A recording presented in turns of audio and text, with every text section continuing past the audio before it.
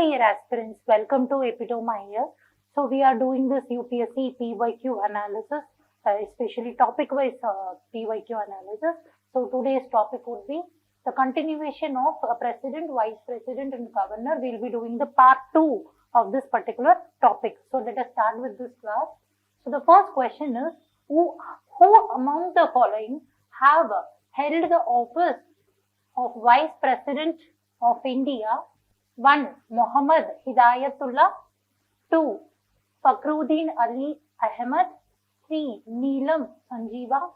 4. Shankar Dayal Sharma. So this is actually a very factual question. So if you know the answer, you know. If you don't know, you don't know. So the first one is Muhammad Hidayatullah. Yes, this person was once, he was served as a Vice President of India.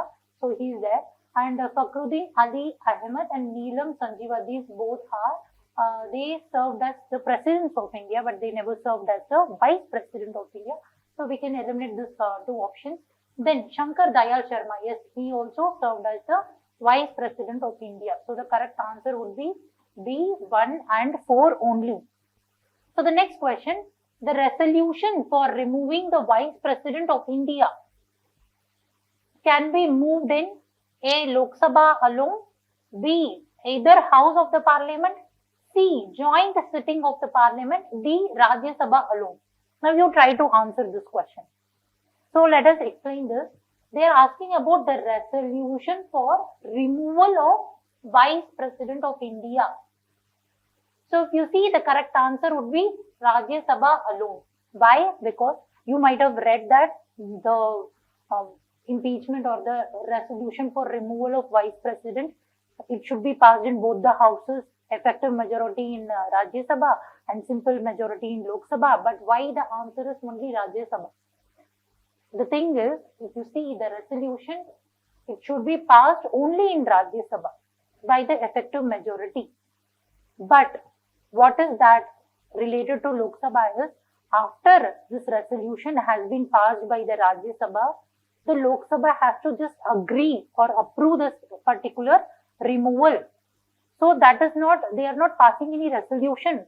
They are just supporting this resolution. They are just agreeing this particular resolution with simple majority.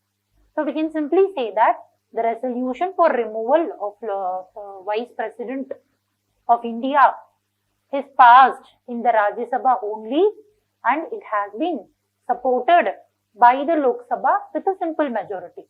Okay, so let us have a look at here. A member of Rajya Sabha can introduce a resolution for the removal of Vice President. So this is the first point, that is, this removal resolution should be introduced only in the Rajya Sabha. They can't introduce the resolution, removal resolution in the Lok Sabha. That's not possible. Why? Because the Vice President is the chairman of the Rajya Sabha. So he is actually related to the Rajya Sabha, not the Lok Sabha.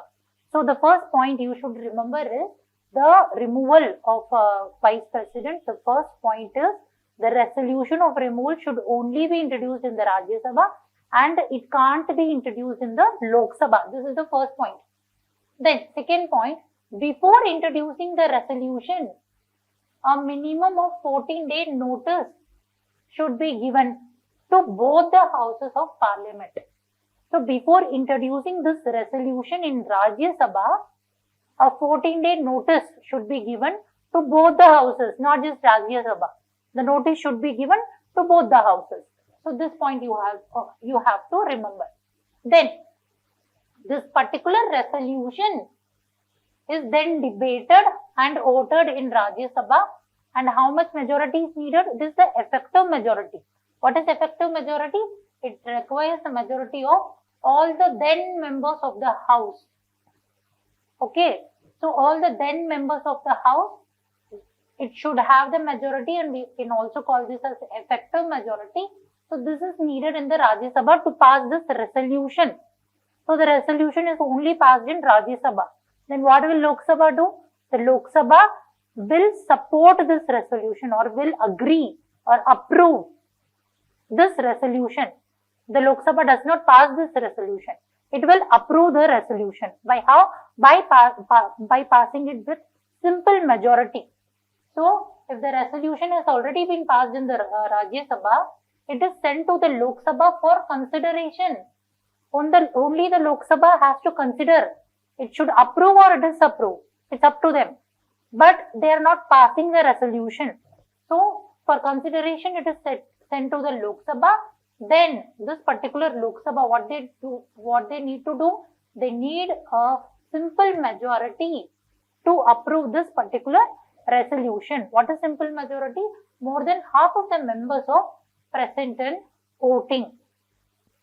So the next question, under which article of Indian Constitution did the President give his assent to the ordinance on electoral reforms when it was sent back to him by Union Cabinet without making any changes in the year 2002? Now actually we can't remember, or we don't know what happened exactly in 2002.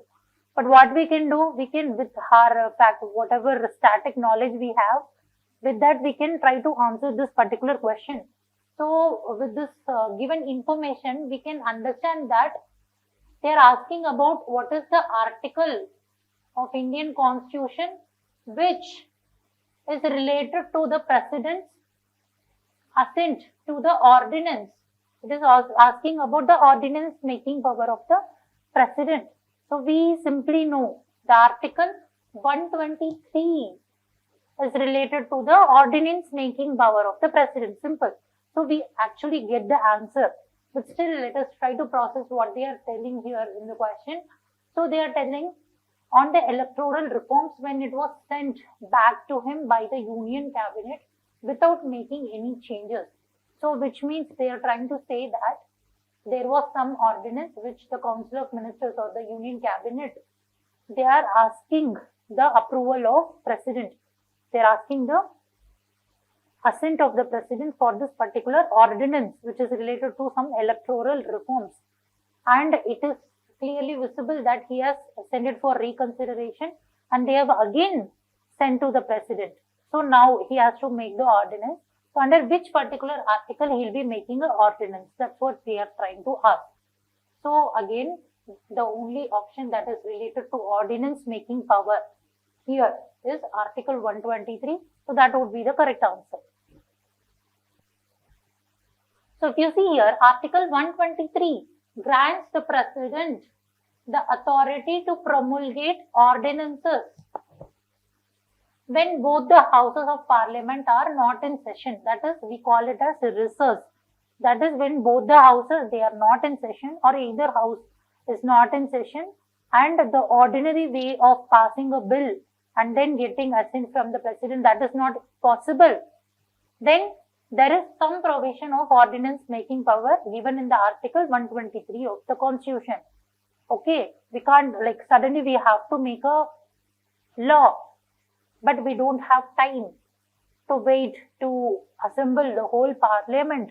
The parliament is not in session. Then in that particular case, the President has the power to promulgate any ordinance, and this particular ordinance has the same effect as a legal, like a law. The same, both the Parliament's law and the ordinance made by the President both have same power. The only difference is the lifespan of this particular both. Like the laws made by the Parliament, there is no, like the expiry, there is no mention of expiry. If there is any expiry, it will be mentioned in that particular law. But in case of ordinances, there is a expiry. That is, these ordinances have the same legal effect as the acts of the Parliament, but they are temporary in nature. And it typically ceases to operate at the expiration of 6 weeks from the date of Parliament reassembles. So when the Parliament again assembles, after that, within 6 months, this particular ordinance, it will expire. If you want to keep that particular ordinance, the Parliament should ratify this particular ordinance within a time frame. Then it will become a permanent legislation. Otherwise, it will expire. It will go. Okay. And if you see, these are some of the articles which was given in that particular question. They have given Article 121. So this Article 121 is related to, it prohibits the discussion. It prohibits the discussion in the Parliament within respect to the conduct of any judge of Supreme Court or High Court in discharge of his duties except upon a motion for removal of judge. What they are saying in Article 121, the Parliament cannot discuss the conduct of the judges of Supreme Court or High Court, so that they are not interfering in the working of the Supreme Court or High Court. Okay, except there is an exception when this particular session they are talking about the removal, the impeachment of the judges of Supreme Court or High Court, then they can discuss about that particular judge. But apart from that, the Parliament generally, usually, it can't discuss about the conduct of the judges of both High Court and the Supreme Court. And Article 122, it prohibits the courts from inquiring into the proceedings of the Parliament. So this Article 122 talks about the courts can't talk about the proceedings which are happening in Parliament. So both these articles are actually helping in the separation of power. The judiciary should not interfere in the legislature, and the legislature should not interfere in the working of the judiciary. So these both are related to the separation of power doctrine. And if you see Article 124, it talks about the establishment of composition of Supreme Court of India. It also talks about qualification of judges, tenure, and also the process of removal of the Supreme Court judges. So this is basically related to the Supreme Court of India. So the next question, consider the following statements in the Electoral College for the presidential election in India. 1. The value of the vote of an elected member of Legislative Assembly. Elected member of Legislative Assembly equals. 2. The value of vote of an elected member of Parliament equals. 3. There were more than 500 members in the latest election. So this question was asked in 2003. So by the static knowledge we have, we'll try to solve this particular question. If you see statement 1, the value of vote of an elected member of Legislative Assembly, that is the MLAs, they are talking about the MLAs, are equal. We have in detail we have discussed this in the part 1, like previous video. We talked about this, like the value of MLA's vote, it is calculated by a formula. What is the formula? The population of that particular state should be divided by the elected seats of MLAs in that particular state. So what will happen? The value of MLA's vote of each state will be different. They are saying that value of vote of elected members of Legislative Assembly is equal. They are saying that every MLA's vote value is equal. Is that so? No, it's wrong. Why? Because each state, the MLA vote value of each state are different, because the population and the elected seats of that particular Legislative Assembly are going to be different for different states. So the value is also going to be different. But they are saying it is same, it is equal. So this statement is wrong. Statement 2, the value of vote of an elected member of Parliament equal. They are saying that the value of MPs are equal.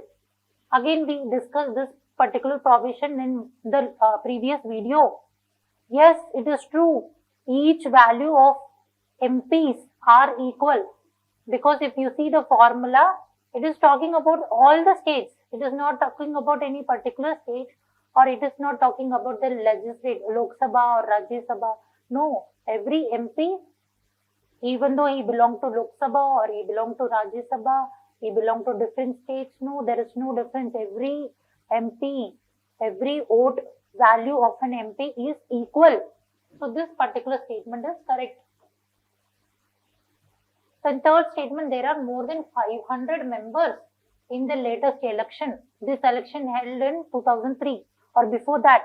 Obviously, we don't have the knowledge of what happened in 2003 or before 2003. So, this particular statement, we can't come to a conclusion whether the statement is correct or wrong. So, but as I know the answer, this particular statement is wrong. It was more or less than this. So the correct answer would be only to option B. So you might ask, there are certain statements which are related to the current affairs of like very old years, like previous years, 2003, 2005, 1995. So what is the point in doing the PYQ? So technically, the current part, the current affair part of that particular year, we are not focusing on that. We are focusing on the static part, more of it. And we are also focusing on the language of the UPSC. These are the two important themes which are seen here. First, to recognize theme in the static part, how they are asking question in a particular topic. We are doing this topic-wise analysis to see how questions are asked in a particular topic. If you see, most of the questions are asked from governor and president. Very less number of questions are asked from the vice president. And how the questions are asked. If you see the value of MLAs and value of MPs, again and again, like 3-4 questions have come. So to see how the questions are evolving and how themes are repeated again and again, and also to understand the language of UPSC. These are the most important objective of doing the PYQs. And you should not focus on the current affairs part. Just leave it. Okay. So let us go to the next question. Which one of the following amendments to the Indian Constitution empowers the President to send back any matter for reconsideration by the Council of Ministers? A. 39th Constitutional Amendment, B. 40th Constitutional Amendment, C. 42nd Constitutional Amendment, and D. 44th Constitutional Amendment. So if you see here, before this particular amendment, it was more like this council. Obviously, the Constitution has clearly mentioned that the President has to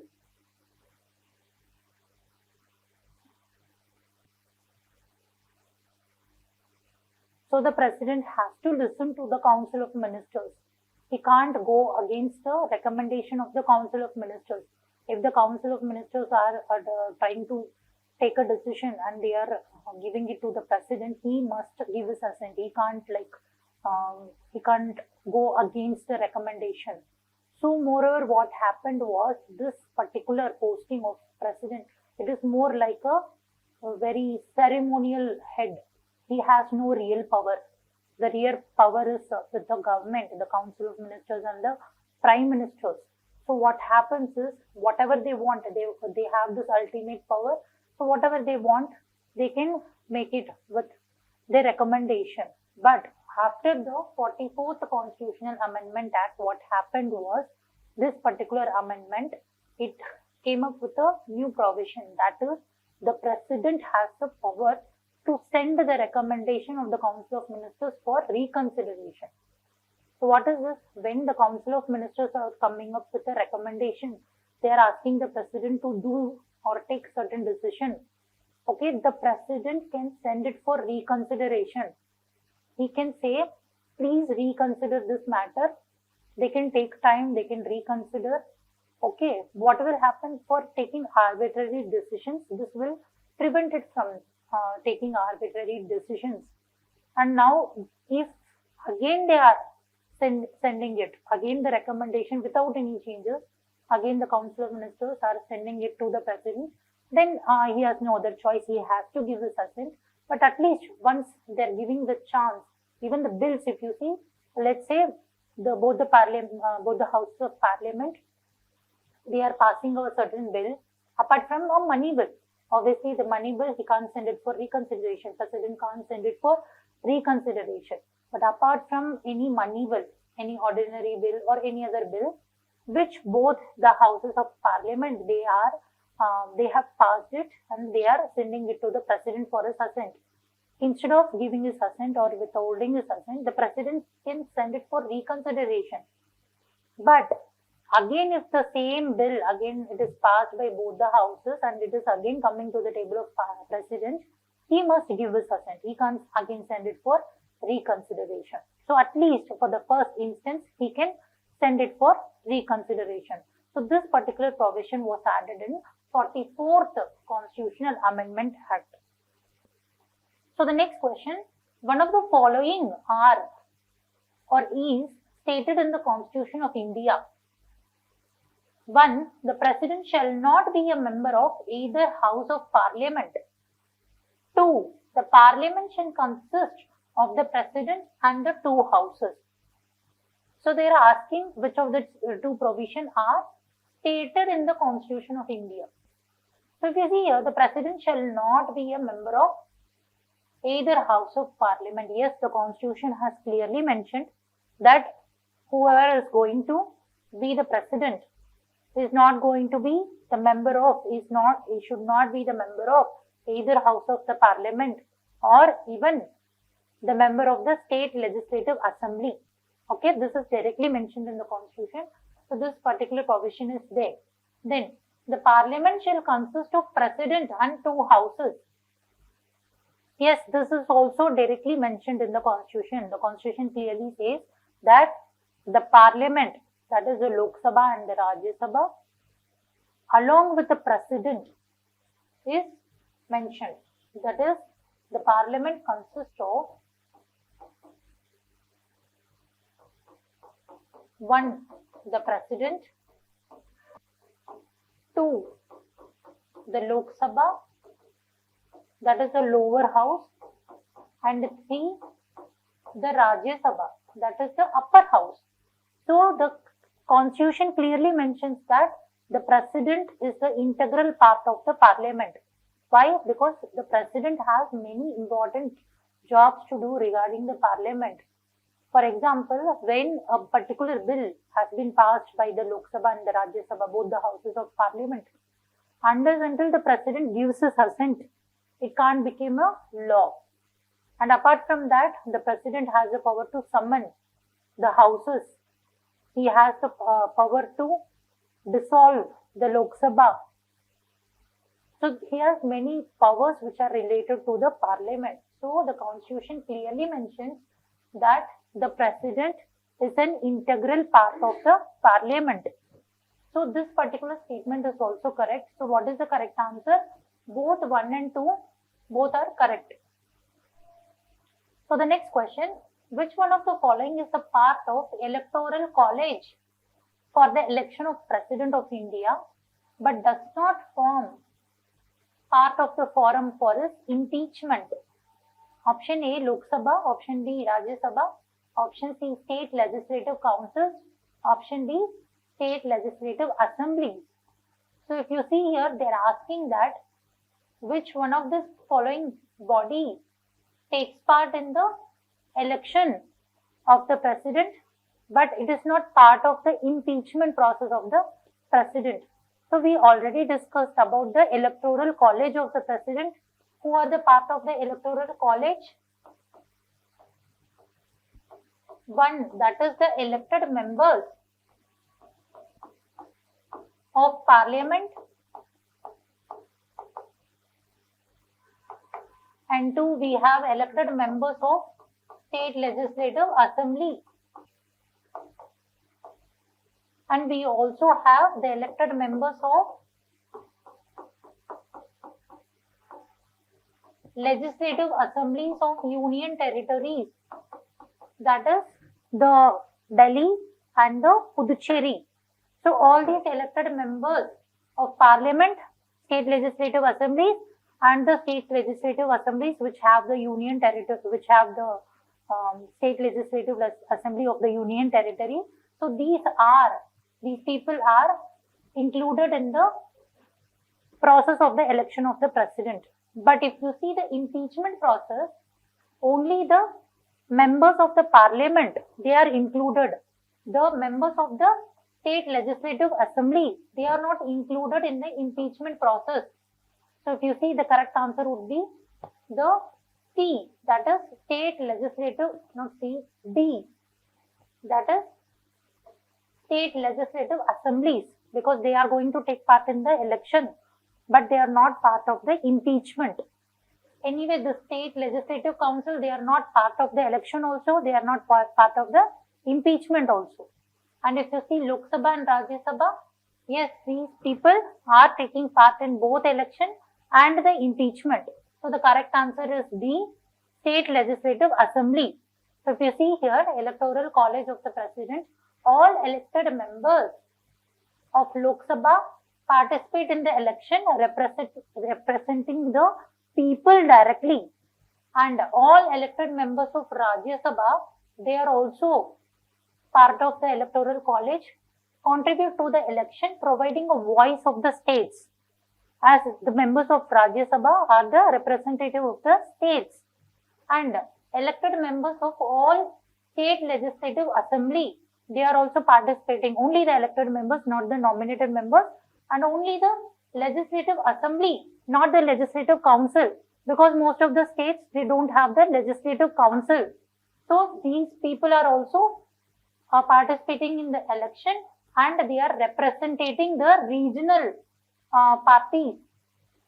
Then if you see the impeachment process, this resolution for impeachment can either be initiated in Lok Sabha or in Rajya Sabha. There is no condition whether in this house or that house. It can be either Lok Sabha or Rajya Sabha. And this resolution needs to be approved by the special majority. Here they are talking about the special majority, that is 2/3 of the members present and voting in each house of the parliament. Then the nominated individuals, if you see the nominated members of the Lok Sabha and the Rajya Sabha, they have not taken part in the election of the president, but still they are going to be part of the impeachment process. So the nominated individuals of either house of parliament may actually participate in the impeachment of the president, although they did not cast a vote in the election of the president. Then the elected members of state legislative assembly, these people, and the union territories of Delhi and Puducherry, these people will not take part in the impeachment even though they have taken part in the election of the president. So the next question, Article 156 of the Constitution of India provides that governor shall hold office for a term of 5 years from the date on which he enters upon his office. Which of the following can be deducted from this? Statement 1, no governor can be removed from the office till completion of his term. Statement 2, no governor can continue in office beyond the period of 5 years. So if you see here, Article 156, yes, it talks about the governor. The time period given for the governor is 5 years. Usually 5 years is given for a governor. But in statement 1, they are saying that no governor can be removed from his office till the completion of 5 years. No, this is wrong. Why? The Constitution clearly mentions that the governor holds the position with the pleasure of the president. What it means? It means that even before the completion of 5 years, the president can remove that governor from his post. So this statement would be a wrong statement. Then statement 2, no governor can continue in office beyond the period of 5 years. Again, this is wrong. Why? Because there are cases, even after 5 years, this particular governor, he can be posted again, reappointed again by the President of India. So he can continue his post. So this statement is also a wrong statement. So the answer would be D, neither 1 nor 2. So that's all for today's class. We have completed with President, Vice President and the Governor. So let us see in the next class. Thank you, students.